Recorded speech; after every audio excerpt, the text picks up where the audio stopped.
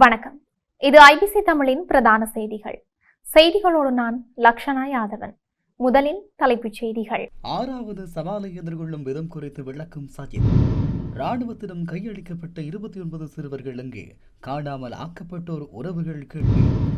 பலாலி வீதியில் நடந்து செல்ல ராணுவம் அனுமதி. தீபக மக்களுக்கு மின் கட்டண குறைப்பு. அனுர அரசுக்கு இபிடிபி விடுத்துள்ள கோரிக்கை. ஈரானில் இப்போது அமெரிக்க டாலரின் மதிப்பு 2 மில்லியன் ரியால். குற்றங்களுடன் நேரடியாக தொடர்புடைய 24 பேர் அடையாளம். கடல் அலைகள் கரையை அண்டிய நிலப்பகுதிக்குள் வரக்கூடிய சாத்தியம். நேபாளத்தில் திடீரென சீறி பாய்ந்த வெள்ளம். பலி எண்ணிக்கை உயர்வு. தொடர்பான விரிவான செய்திகள்.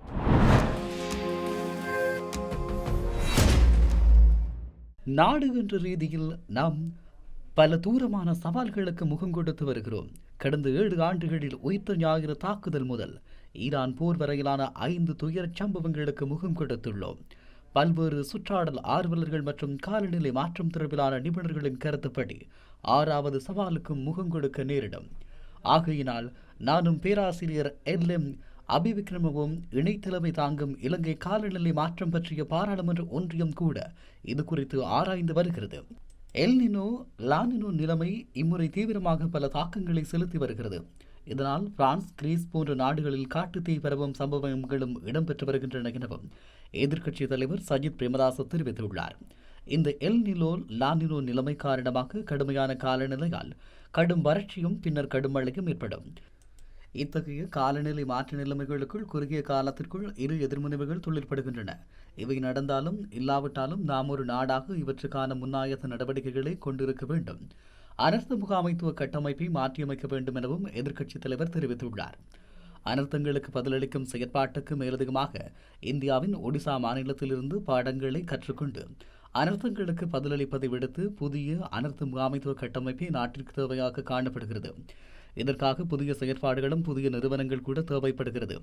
அடிக்கடி ஏற்படும் அனர்த்தங்களை எதிர்கொள்ளக்கூடிய நாடாக இலங்கை உருவாக்குவோம் என எதிர்க்கட்சித் தலைவர் தெரிவித்துள்ளார்.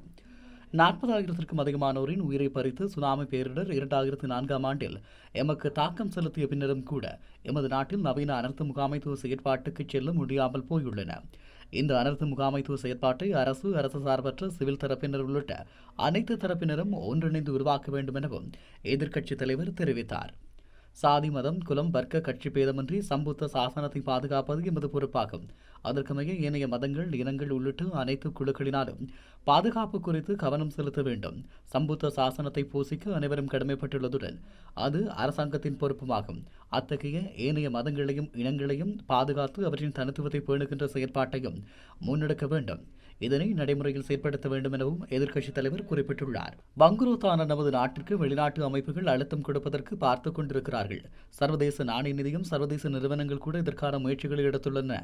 நாடு என்ற ரீதியில் நாம் அனைவரும் ஒன்றாக இணைந்து இவற்றுக்கு முகம் கொடுக்க வேண்டும் எனவும் எதிர்க்கட்சித் தலைவர் தெரிவித்துள்ளார். இறுதிச் யுத்தத்தில் பெற்றோர்களால் இலங்கை ராணுவத்தினரிடம் உயிருடன் கையளிக்கப்பட்டு 29 சிறுவர்களுக்கு என்ன நடந்தது என காணாமல் ஆக்கப்பட்ட சிறுவர்கள் பெற்றோர் கேள்வி எழுப்பியுள்ளனர். இறுதி யுத்தம் இடம்பெற்ற 15 வருடங்கள் கடந்துள்ள நிலையில் 29 சிறுவர்கள் உட்பட 100 பேர் இலங்கை ராணுவத்திடம் அவர்களின் உறவினர்களால் உயிருடன் கையளிக்கப்பட்டனர். ஆனால் நேற்று வரை அவர்களுக்கு என்ன நடந்தது என்பது தொடர்பில் தேடி கண்டுபிடிக்க முடியாத OMB சர்வதேச காணாமல் போனோர் தினத்தை யாழில் நடத்துவது இலங்கை அரசாங்கத்தை திருப்திப்படுத்தும் ஒரு செயற்பாடாகும் எனவும் பாதிக்கப்பட்ட தரப்பினர்களை மேலும் காயப்படுத்தும் ஒரு செயற்பாடாகவும் பார்க்கிறோம். இலங்கையில் தமிழர்கள் காணாமலாக்கப்படுதல் என்பது மிகச் சாதாரணமான விடயமாக மாறிவிட்டது. வயது, பால் வேறுபாடின்றி காலத்திற்கு காலம் கடத்தப்பட்டிருக்கின்றனர். அவ்வாறு காணாமலாக்கப்பட்டவர்களில் அதிகளவான ஆண்களும் அதற்கு அடுத்த நிலையில் பெண்களும் இருக்கிறார்கள். இதில் சிறுவர்கள் என குறிப்பிடப்படும் விவரமறியாத பிள்ளைகளும் காணப்பட்டுள்ளனர். அதையும் தாண்டி குழந்தைகளும் காணாமல் ஆக்கப்பட்டுள்ளனர். குழந்தைகள் காணாமல் ஆக்கப்படுதல் என்பது இலங்கையை தவிர உலகிலெங்குமே நடைபெற்றிருக்காத விடயம் வடக்கு கிழக்கு தமிழர் பகுதிகளில் இடம்பெற்றிருக்கிறது. இதுவரை பல குழந்தைகள் இலங்கை இராணுவத்திடம் கையளிக்கப்பட்டும் இலங்கை இராணுவத்தினரால் கடத்தப்பட்டு காணாமல் ஆக்கப்பட்டுள்ளனர். இதற்கான நேரடி சாட்சிகள் நேற்றும் உயிருடன் இருக்கிறார்கள். 2009ஆம் ஆண்டில் போர் முடிவுக்கு வந்த வேளையில் அதிகளவான குழந்தைகள் தம் பெற்றோருடன் இலங்கை இராணுவத்திடம் சரணடைந்த பின்னரே காணாமல் ஆக்கப்பட்டுள்ளனர். தமது பெற்றோருடன் அழைத்துச் செல்லப்பட்ட சிறார்கள் மீள திரும்பவில்லை. இந்த விடயம் காணாமல் போனோர் அலுவலகத்தின் விசாரணை அமர்வுகளில் ஆதாரத்துடன் முன்வைத்தும் சிறுவர்களுக்கு என்ன நடந்தது என நேற்று வரை கூற முடியாத நிலையில் இந்த அலுவலகம் செயற்பட்டுக் கொண்டிருக்கிறது. இலங்கையில் காலத்திற்கு காலம் மாறிவரும் அரசாங்கங்கள் இந்த விவகாரம் தொடர்பில் பேச மறுத்து வருகின்ற நிலையில் இராணுவத்திடம் கையளிக்கப்பட்டு 29 சிறுவர்கள் தொடர்பிலான விடயங்களை வலிந்து காணாமல் ஆக்கப்பட்ட உறவுகளின் சங்கம் ஐநாவுக்கு பட்டியலிட்டு அனுப்பியுள்ளது என தகவல் தெரிவிக்கின்றனர். செல்வச்சன்னதி ஆலய தேர் மற்றும் தீர்த்த உற்சவங்களை முன்னிட்டு பலாலி வீதியில் மக்கள் நடந்து செல்லவும் வாகனங்களை தரித்து நிறுத்தவும் இராணுவத்தினர் அனுமதி வழங்கியுள்ளனர்.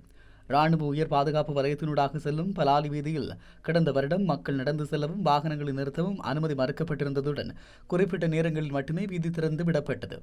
இந்த நிலையில் இன்று செல்வச்சன்னதி ஆலயத்தின் தேர் திருவிழா வியாழக்கிழமையும் மறுநாள் வெள்ளிக்கிழமை தீர்த்த உற்சவம் நடைபெறவுள்ளது. இதனை முன்னிட்டு ஆலயத்தை நோக்கி செல்லும் காவடி மற்றும் பாதயாத்திரை பக்தர்கள் பலாலி வீதியூடாக காலை 6 மணி முதல் இரவு 9 மணி வரை நடந்து செல்லவும் வீதியில் தரித்து நிற்கவும் இராணுவத்தினர் அனுமதி வழங்கியுள்ளனர். தீவக மக்களுக்கு குறைந்த கட்டணத்தில் மின்சாரம் வழங்குவதற்கான நடவடிக்கைகளை தற்போதைய அரசாங்கம் முன்னெடுக்க வேண்டும் என வலியுறுத்தப்பட்டுள்ளது. ஈழ மக்கள் ஜனநாயக கட்சி இதனை வலியுறுத்தியுள்ளது. யாழ்ப்பாணம் ஊடக மையத்தில் நேற்று இடம்பெற்ற ஊடகவியலாளர் சந்திப்பில் EPDPயின் ஊடக செயலாளர் இதனை தெரிவித்துள்ளார். நெடுந்தீவு, நயாதீவு மற்றும் அனலதீவு உள்ளிட்ட தீவுகளில் இந்திய அரசாங்கத்தின் உதவியுடன் மின்சார உற்பத்தி கட்டமைப்புகளை அமைப்பதற்கான பூர்வாங்க பணிகள் கடந்த அரசாங்க காலத்திலேயே முன்னெடுக்கப்பட்டது.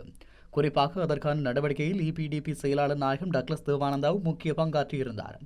குறிப்பாக அப்போதைய ஜனாதிபதி ரணில் விக்ரமசிங்க தலைமையிலான அமைச்சரவையில் இந்த விடயம் தொடர்பில் பிரஸ்தாபித்திருந்த டக்ளஸ் தேவானந்தா தீவகங்களில் உற்பத்தி செய்யப்படும் மின்சாரத்தை தேசிய மின் இணைப்பு கட்டமைப்புடன் இணைக்க வேண்டிய அவசியமில்லாமையால் அங்கு உற்பத்தியாகும் மின்சாரம் அந்தந்த தீவுகளின் மக்களுக்கே பயன்படுத்தப்படும் நிலை காணப்படுவதாகவும் சுட்டிக்காட்டியிருந்தார். நாட்டின் ஏனைய பகுதிகளுடன் ஒப்பிடுகையில் தீவக மக்கள் பொருளாதார ரீதியாகவும் அபிவிருத்தி ரீதியாகவும் பின்தங்கிய நிலையில் வாழ்வதை கருத்தில் கொண்டு இந்திய உதவியுடன் அமைக்கப்படும் மின்சார உற்பத்தி கட்டமைப்புகளில் இருந்து கிடைக்கும் மின்சாரத்தின் உற்பத்தி செலவை அடிப்படையாக கொண்டு சம்பந்தப்பட்ட தீவக மக்களுக்கான மின்சார கட்டணத்தை குறைக்க வேண்டும் எனவும் கோரிக்கையை அவர் முன்வைத்திருந்தார்.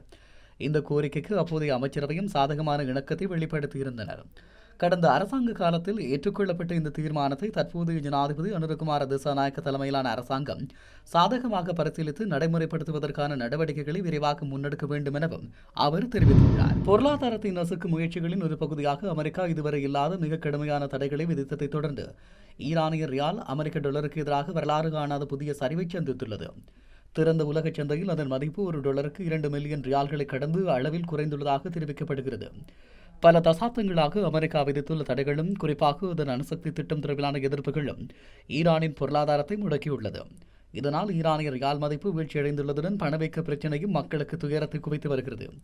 பிப்ரவரி 28 அன்று தொடங்கப்பட்ட ஈரான் மீதான அமெரிக்க ஸ்டேல் போர் சுமார் 92 மில்லியன் மக்கள் வசிக்கும் அந்த நாட்டின் பொருளாதார சிக்கல்களை மேலும் மோசமாக்கியுள்ளது. போருக்கு முன்பு 2 மில்லியன் ரியால்களுக்கு சுமார் 4 கிலோ தக்காளி, 1/2 கிலோ கோழிக்கறி மற்றும் 1 லிட்டருக்கும் சற்று குறைவான சமையல் எண்ணெய் ஆகியவற்றை வாங்க முடிந்ததாக மத்திய கிழக்கு ஊடகம் ஒன்று தெரிவித்தது. எனினும் அதே தொகைக்கு ஏறக்குறைய பாதி அளவிலான பொருட்களை கிடைப்பதாகவும் தக்காளியின் சராசரி விலை 71%, கோழிக்கறி 74%, சமையல் எடை 177% அதிகரித்திருப்பதாகவும் கூறப்படுகிறது. நீரிழிவு நோயாளிகளின் உயிர் வாழ்வதற்கான அடிப்படை தேவையாக விளங்கும் இன்சுலின் விலை 642% உயர்ந்துள்ளதாகவும் தெரிவிக்கப்படுகிறது. இந்த போர் ஈரானின் பொருளாதார பிரச்சினைகளை உருவாக்கவில்லை எனவும் ஆனால் அது அவற்றை பெரிதாக்கியுள்ளது எனவும் கூறப்படுகிறது. நாடு முழுவதிலும் முன்னெடுக்கப்பட்ட விசேட நடவடிக்கையின் மூலமாக 24 நபர்கள் குற்றங்களுடன் நேரடியாக தொடர்புடையவர்களாக அடையாளம் காணப்பட்டனர். 26,868 நபர்கள் சோதனைக்கு உட்படுத்தப்பட்டனர். அவர்களில் 490 நபர்கள் சந்தேகத்தின் பேரில் கைது செய்யப்பட்டுள்ளதாக அந்த அறிக்கையில் குறிப்பிடப்பட்டுள்ளது. இதேவேளை திறந்த பிடியாணை பிறப்பிக்கப்பட்டிருந்த 148 பேர் உட்பட மொத்தம் 376 பிடியாணை பிறப்பிக்கப்பட்ட நபர்கள் இதன்போது கைது செய்யப்பட்டுள்ளனர். அடுத்த 24 மணித்தியாலங்களுக்காக நாட்டைச் சூழவுள்ள கடற்பரப்பின் வானிலை முன்னறிப்பு நேற்று பிற்பகல் வெளியிடப்பட்டுள்ளது. புத்தளத்திலிருந்து கொழும்பு மற்றும் காலியூடாக ஹம்பாந்தோட்டை வரையிலான கரையோரத்திற்கு அப்பாற்பட்ட கடற்பரப்புகளில் பல இடங்களில் மழை பெய்யும் என எதிர்பார்க்கப்படுகிறது. நாட்டை சூழவுள்ள கடற்பரப்புகளில் காற்றானது தென்மேற்கு திசையிலிருந்து வீசக்கூடும். காற்றின் வேகமானது மணித்தியாலத்திற்கு 30 தொடக்கம் 40 கிலோமீட்டர் வரை காணப்படும் என எதிர்பார்க்கப்படுகிறது. காங்கேசன்துறையிலிருந்து மன்னார் ஊடாக புத்தளம் வரையிலான கரையோரத்திற்கு அப்பாற்பட்ட கடற்பரப்புகளிலும் ஹம்பாந்தோட்டையிலிருந்து பொத்துவில் வரையான கரையோரத்திற்கு அப்பாற்பட்ட கடற்பரப்பிலும் காற்றின் வேகமானது அவ்வப்போது மணித்தியாலத்திற்கு 50 தொடக்கம் 60 கிலோமீட்டர் வரை அதிகரிக்கக்கூடிய சாத்தியம் காணப்படுகிறது. காங்கேசன்துறையிலிருந்து முல்லைத்தீவு ஊடாக திருகோணமலை வரையிலான கரையோரத்திற்கு அப்பாற்பட்ட கடற்பரப்புகளில் காற்றின் வேகமானது அவ்வப்போது மணித்தியாலத்திற்கு 50 கிலோமீட்டர் வரை அதிகரிக்கக்கூடிய சாத்தியம் காணப்படுகிறது. கொழும்பில் இருந்து காலி மற்றும் மாத்தறை ஊடாக பொத்துவில் வரையான கரையோரத்திற்கு அப்பாற்பட்ட கடற்பரப்புகளில் கடல் அலைகள் 2.0 தொடக்கம் 3.0 மீட்டர் வரை உயரம் மேலெழும்பக்கூடிய சாத்தியம் காணப்படுகிறது. பேருவளையிலிருந்து காலியூடாக மாத்தறை வரையிலான கரையோரத்திற்கு அப்பாற்பட்ட கடற்பரப்புகளில் கடல் அலைகளின் மட்டம் உயர்வாக காணப்படும் போது கடல் அலைகள் கரையை அண்டிய நிலப்பகுதிக்கு வரக்கூடிய சாத்தியம் காணப்படுகிறது. மேற்குறிப்பிட்ட கடற்பரப்புகளில் கடலில் பயணம் செய்வோரும் மீனவ சமூகம் கரையோரத்திற்கு அண்மையில் வசிக்கும் பொதுமக்களும் இந்த விடயம் தொடர்பாக அவதானமாக இருக்குமாறு அறிவுறுத்தப்பட்டுள்ளனர். நேபாளத்தின் வடக்கு ரசுவா பகுதியில் திடீரென ஏற்பட்ட வெள்ளப்பெருக்கு காரணமாக உயிரிழந்தவர்களின் எண்ணிக்கை 17 அதிகரித்துள்ளது. இந்த அனர்த்தம் காரணமாக 384 பேர் காணாமல் போயுள்ள நிலையில் அவர்களில் 291 வெளிநாட்டவர்களும் 93 நேபாள மக்களும் அடங்குகின்றனர். திருசூரி ஆறு திடீரென அதிக அளவில் நீரினால் பெருக்கெடுத்து ஓடுவதை வெளியாகியுள்ள சில காணொலிகள் காட்டுகிறது. ஆற்றின் நீரின் அளவும் வேகமும் கணிசமாக அதிகரித்துள்ளதோடு அது வண்டல் மண்ணிலும் நிரம்பியுள்ளது போல் அந்த காணொலிகளூடாக தெரிய வந்தது. வெள்ளம் பாதித்த பகுதியில் மீட்புப் பணிகள் ஹெலிகாப்டர்கள் மூலமாக மேற்கொள்ளப்பட்டு வருகின்றன. எனினும் நீர்மட்டம் அதிகமாக இருப்பதால் சில பகுதிகளில் ஹெலிகாப்டர்களை தரையிறக்க முடியாத நிலை ஏற்பட்டுள்ளது. இந்த நிலையில் நேபாளத்திற்கு புனித பயணம் சென்ற தமிழகத்தைச் சேர்ந்த 57 பேர் ரசுவா மாவட்டத்தின் தீமூர் பகுதியில் சிக்கியுள்ளதாக தகவல் வெளியாகியுள்ளது. செய்திகளின் நிறைவாக மீண்டும் தலைப்புச் செய்திகள். 6வது சவாலை எதிர்கொள்ளும் விதம் குறித்து விளக்கும் சஜித். ராணுவத்திடம் கையளிக்கப்பட்ட 29 சிறுவர்கள் எங்கே? காணாமல் ஆக்கப்பட்டோர் உறவுகள் கேள்வி. பலாலி வீதியில் நடந்து செல்ல ராணுவம் அனுமதி. தீபக மக்களுக்கு மின் கட்டண குறைப்பு. அனுர அரசுக்கு இபிடிபி விடுத்துள்ள கோரிக்கை. ஈரானில் இப்போது ஒரு அமெரிக்க டாலரின் மதிப்பு 2 மில்லியன் ரியால். குற்றங்களுடன் நேரடியாக தொடர்புடைய 24 பேர் அடையாளம். கடல் அலைகள் கரையை அண்டிய நிலப்பகுதிக்குள் வரக்கூடிய சாத்தியம். நேபாளத்தில் திடீரென சீறி பாய்ந்த வெள்ளம், பலி எண்ணிக்கை உயர்வு. இத்துடன் ஐபிசி தமிழின் பிரதான செய்திகள் நிறைவு பெற்றன. செய்திகளை உடனுக்குடன் அறிந்து கொள்ள ஐபிசி தமிழ் என்ற எமது யூடியூப் பக்கத்தினூடாக இணைந்திருங்கள். வணக்கம்.